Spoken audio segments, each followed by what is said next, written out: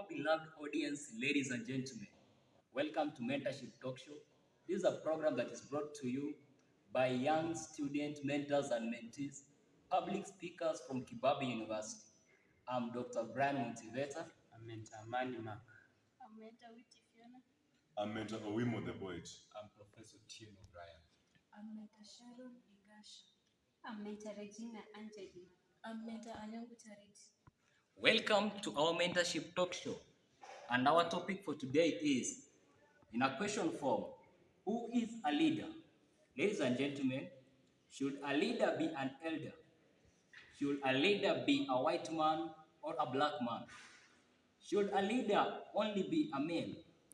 Should a leader only be an educated person? From Mentorship Talk Show, today and now you will get it right who a leader is. There is a debate about leadership that are either leaders born or made. And to me, I do say, you are born a leader, be a leader.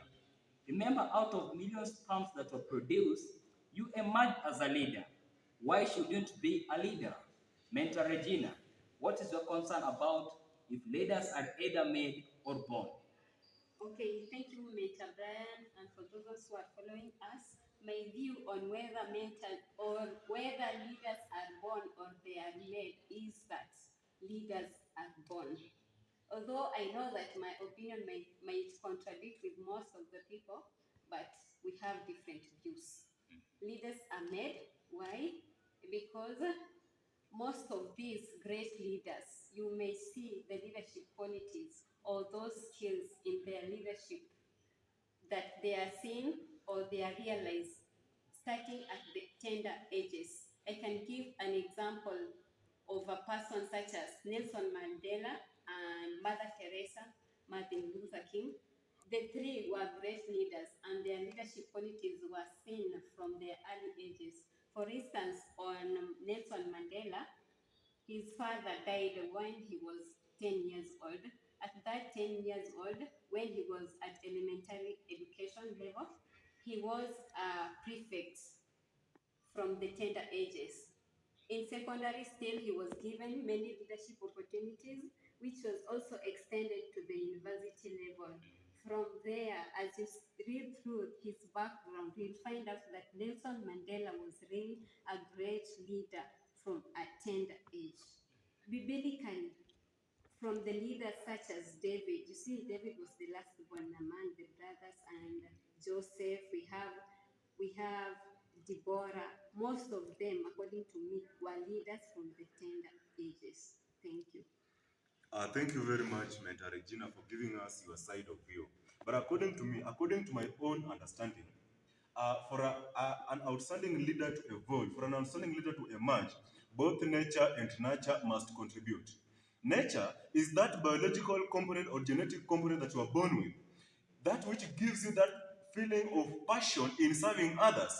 On the other hand, nurture are the environmental conditions, the environmental influences that leads to tenacity and experiences which helps you to acquire, develop, and build on the leadership skills on the environment. Considering the great man's theory, which was published or popularized in the year 1840s by a great man called Thomas Carlyle, leadership skills are both intrinsic and extrinsic. Intrinsic meaning that you are born with, and therefore you grow and develop with that passion of serving others. On the other hand, extrinsic meaning that you develop these leadership skills in the environment for you to evolve as a great leader. In his book, Warren Bennis, entitled On Becoming a Leader, he identifies some of the characteristics of leadership such as maturity, integrity, self-knowledge, willingness to take risk, and also having that passion to foster and impart hope in others, hope that inspires them. Ladies and gentlemen, these these characteristics, there is nobody who is born with them, but you acquire them in the environment as you continue to develop, and therefore you build on them from the environment. Researchers and studies about twin has also revealed that the biological and genetic component about occupancy in leadership in a human being only occupies 30%, but on the other hand, the great 70% is occupied with the skills that are gained from the environment, and therefore leaders are at large men, and on a small percentages they are born. That's fantastic. Mentor Ed is the poet. Professor Tieno, what's your say about whom a leader is? Actually, thank you very much, Dr. Brian Motivator, for giving me this opportunity to also contribute my thoughts concerning this cosmopolitan uh, issue that is currently on the lips of many. And I would like to concur with the words of Warren Bennis, in which he says that leadership is the capacity to translate a vision into reality, because uh, everything rises and falls on leadership. Therefore, in your response, in my response concerning who a leader should be someone who has the passion to provide service for the people. And therefore, I would like to derive two major elements of a leader from there. A leader must have the element of service, and a leader must have passion in what he or she is doing. And actually today, I'm going to base my speech in relation to the words of a great man, a man who research shows that he was the most popular leadership expert, that is by 2014, a research that was done by Inc. magazine. A man who is a great speaker and an author of several books, including Develop the Leadership Within You. And he is none other than John C. Maxwell. He puts it clear that the measure of a leader is not about how many people that serves him, but is about how many people he serves. And therefore, great leaders uh, have the potential to use their passion to fulfill their vision and not their position. And therefore, I would like to caution our leaders of today that don't buy into leadership before you buy into vision. Don't buy into a position before you buy into your vision that you want to serve people. A great leader must be someone who can be able to communicate his vision clearly. Someone who can be able to communicate his vision creatively. Someone who can be able to communicate his vision courageously and continuously, so that to keep the people that he is leading awakened and active concerning where they want to reach. A great leader is someone who connects and communicates, someone who is clear in his thoughts and also very active, someone who is practical, not just saying, because action speaks louder than words, and you must do something for others to follow you. Therefore, ladies and gentlemen, obvious, John C. Maxwell also added that a great leader is someone who knows the way, goes the way, and shows the way. And therefore, for you to be an effective leader, you must act as an example. You must be ready to serve others with passion. Because once you have the courage to serve others, then people will see you as an example and they would like to do what you are doing. Once you have passion to do so, therefore you will make a great leader that people will deserve to be led by you. And therefore, let me conclude by saying that a successful person is someone who creates a place for himself, whereas a successful leader is someone who creates a place for others. Therefore, ladies and gentlemen, be a service leader, accompanying your service with passion, and therefore you will be a very wonderful leader. Thank you so much, Professor Tieno. And our beloved audience, if you are inspired and motivated by this speech, drop a like and subscribe. Mentor Amani, what is your say about aspects of leadership? Allow me also to talk about business leadership. Business leadership is motivating a group of people in an organization towards achieving the goals set in an organization. It also entails the management, the ability of the management and the members of the organization to be more creative and innovative in coming up with a desirable product and services which is competitive in the market. Ladies and gentlemen, who is a business leader? Is someone who is able to motivate people in an organization or any business enterprise towards coming up with new ideas, being creative and innovative in coming up with new ideas that can lead this company to be competitive in the world or even in given environment. It doesn't matter the position of that member or that employee or anybody in that organization.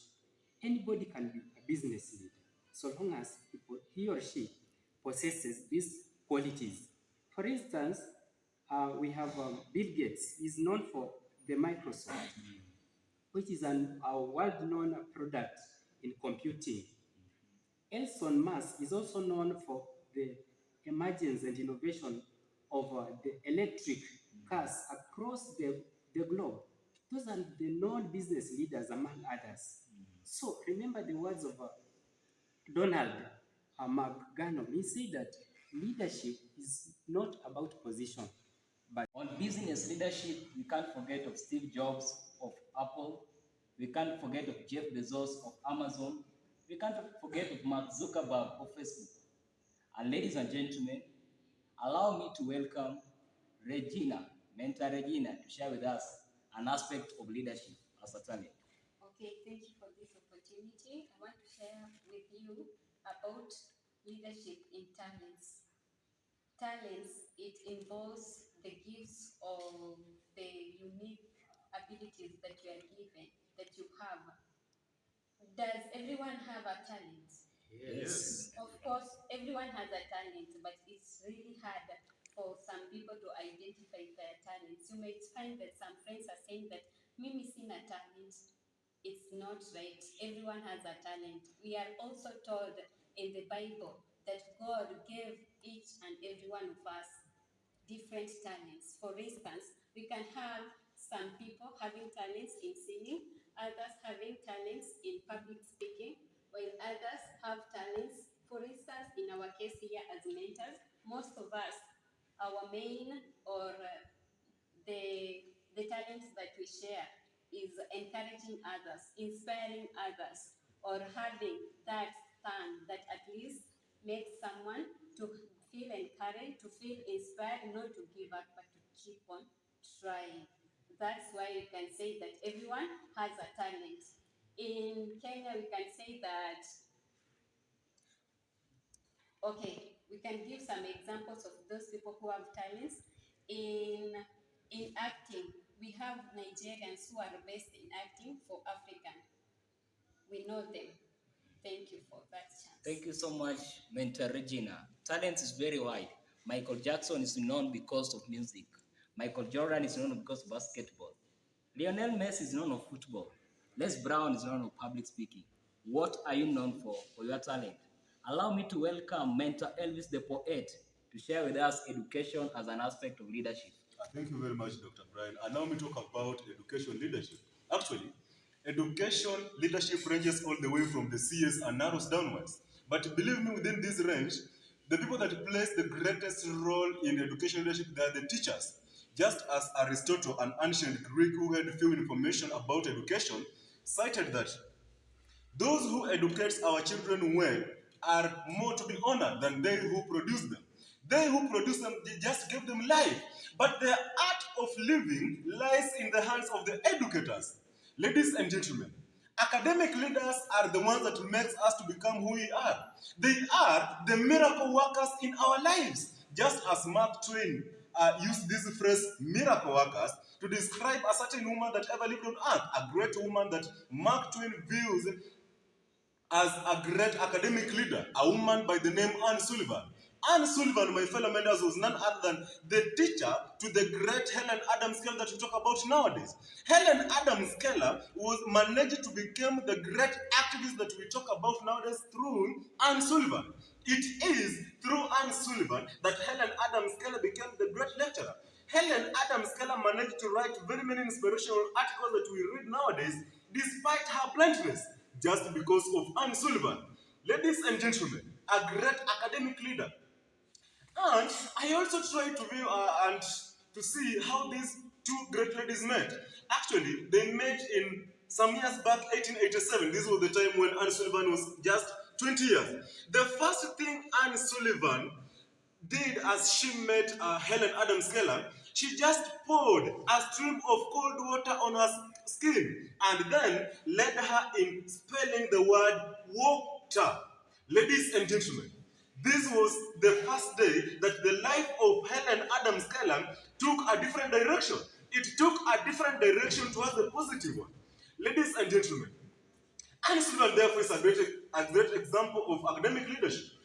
Allow me also cite an example of a great academic leader by the year 2019. And by the way, he is the world's best great academic leader during this year. A man by the name Peter Tabachi, who was Kenyan. just a Kenyan, and in fact, he was just a mathematics and chemistry and physics teacher in a small school by the name Keriko, found in a remote Pwani village in Nakuru.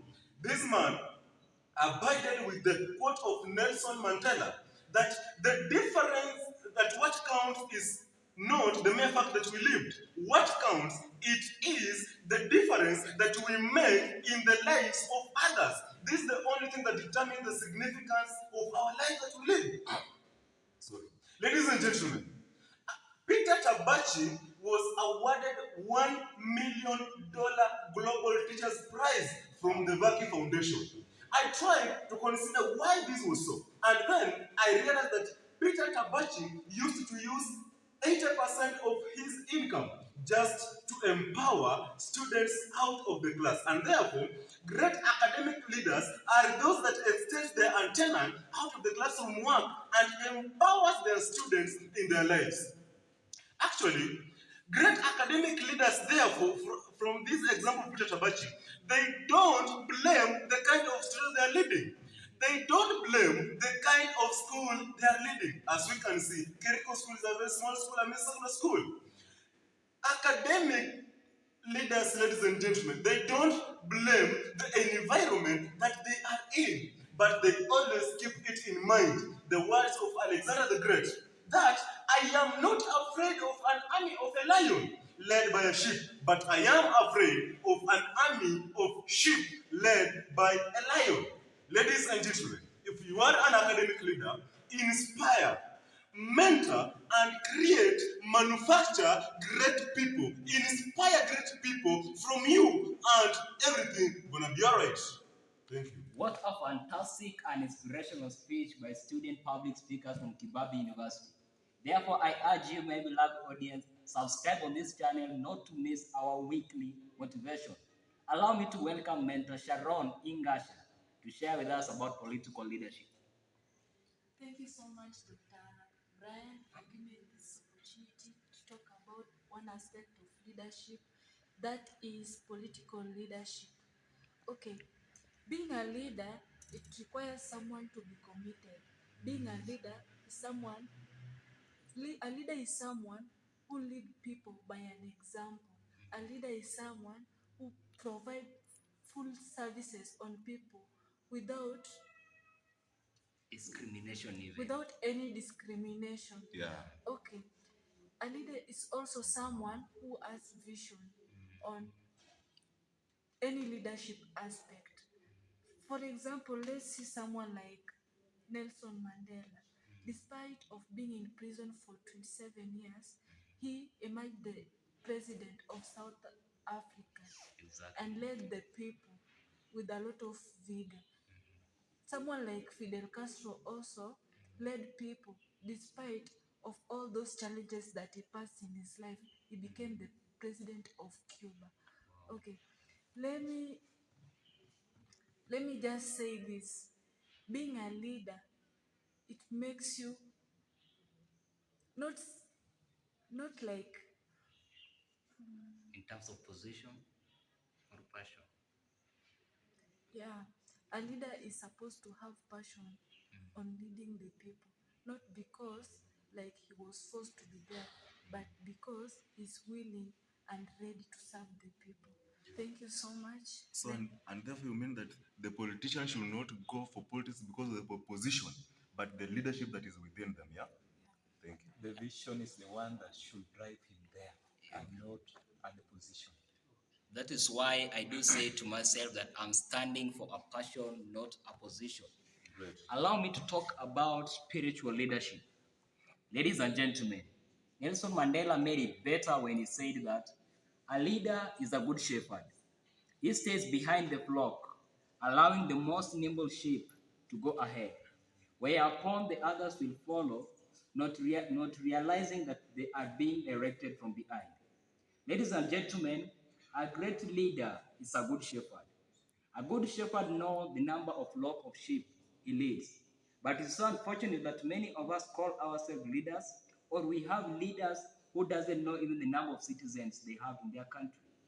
We have leaders who doesn't know the number of faithfuls they have in their church. We have business leaders who doesn't know even the number of workers in their organization. A good leader, a great leader, is a good shepherd. Jesus, the Son of God, was a great leader as a good shepherd. Mother Teresa herself was a great leader, a good shepherd. A good shepherd unites people, no matter their color, no matter their family background, no matter their education, no matter their gender. He gathers people together and unites them. A good leader as a shepherd motivates people. He or she encourages people. He or she inspires people and appreciates people, no matter their weakness, because every man and woman has a weakness. Ladies and gentlemen, Jesus gave a scripture. He gave a parable that sounds better that a leader is a good shepherd. A story is told about a good shepherd who had 100 flock of sheep, but one went missing.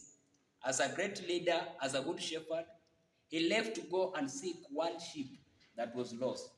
A great leader is a good shepherd. Ladies and gentlemen, remember, if you want to move fast, you go alone. But if you want to go far in life, you go with people.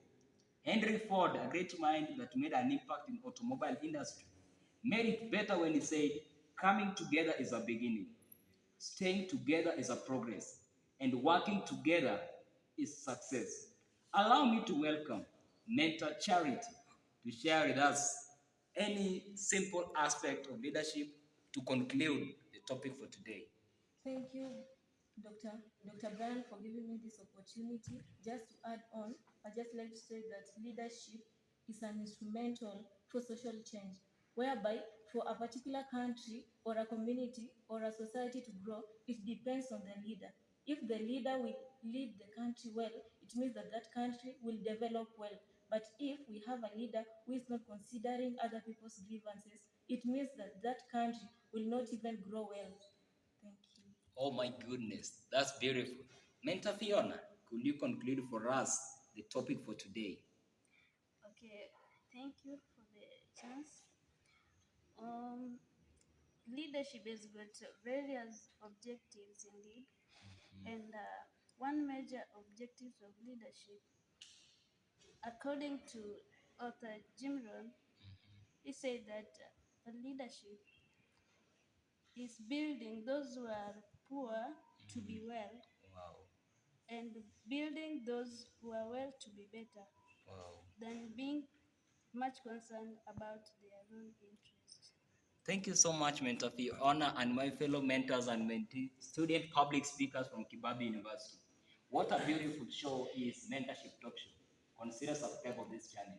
And my fellow mentors and mentees, what do we tell our beloved audience? We were born to inspire before we inspire. Thank you for watching.